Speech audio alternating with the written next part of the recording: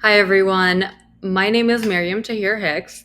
I am a research operations coordinator at SurveyMonkey. I've been in research ops for 4 years now, and in that time, I've seen just how tricky and complicated it can be to get people to join in our research studies. So, today, I'm going to be sharing some ways that we can make that experience of research participation effortless for our participants and make it a breeze for them to say yes.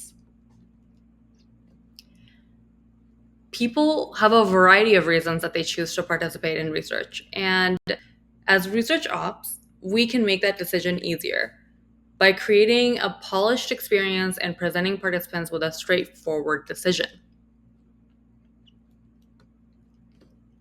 I focused on two things to make the research recruitment effortless: inner work to understand our participants, and then using that knowledge to simplify the recruitment process. So I hope that you've been meditating because inner work is all about looking inward to understand ourselves better. And in this case, we are wanting to understand our participants better. So by putting ourselves in our participants' shoes, we can empathize and advocate for them better. Some tools that allow us to do this are personas, journey maps, and participant feedback. Personas help us better understand the people that we're recruiting. When I was doing this, I learned that our focus tends to be B2B customers. And so these people are working professionals. They receive our emails and messages during working hours on their work emails. And so I want to make sure that the communications are succinct and readable and professional. Things like journey maps allow us to identify the critical touch points and decision moments during recruitment. By mapping out a user's journey, we can find those effort-filled moments and identify where we can implement a change to make decisions easier and highlight the information that participants need at each step in our process. And finally, participant feedback is invaluable. Feedback comes in many forms, and even questions like that we get asked as frequently throughout the recruitment process tell us a lot of helpful things. For example, if we get asked questions like, is this a spam email? That indicates that there's a need for increasing some credibility in our communications. And then if we're getting questions about incentives, or if there's questions about where is my Zoom link, how do I sign into Zoom, that all indicates that we need to have clearer instructions for some of these things. So now that we have understood, or now that we understand our participants better, we can use that information to simplify things. From here, I start to channel my inner Marie Kondo and clean things up.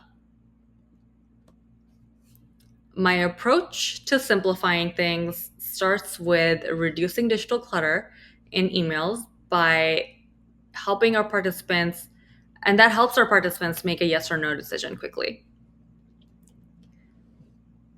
When minimizing clutter, we can start by looking at our outreach email, making sure that the subject line is succinct and clear.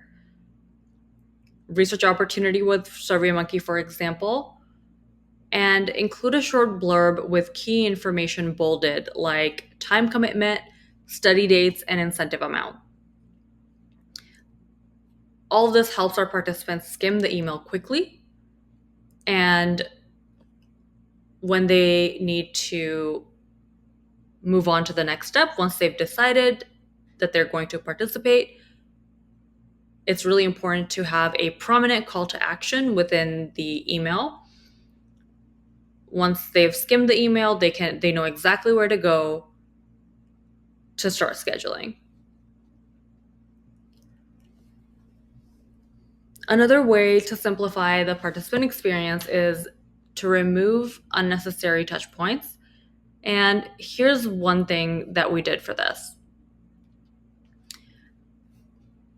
Used click to agree options for NDA and consent forms upfront during scheduling.